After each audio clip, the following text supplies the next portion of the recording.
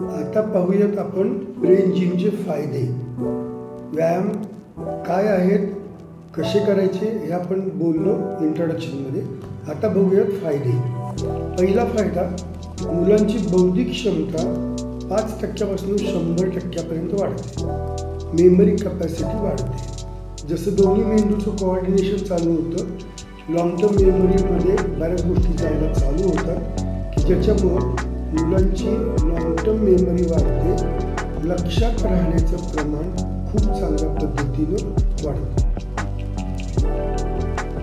दुसरा फायदा, मुलांची एकाग्रता वाढते.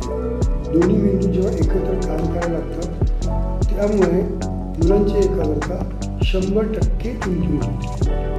पहिला फायदा, मुलांची बौद्धिक क्षमता वाढते 5 ते 100% आणि मुलांची एकाग्रता 100% वाढते. मुलांना एका गोष्टीवर एकाग्र होऊन करण्याची सवय ह्या व्यायामामुळे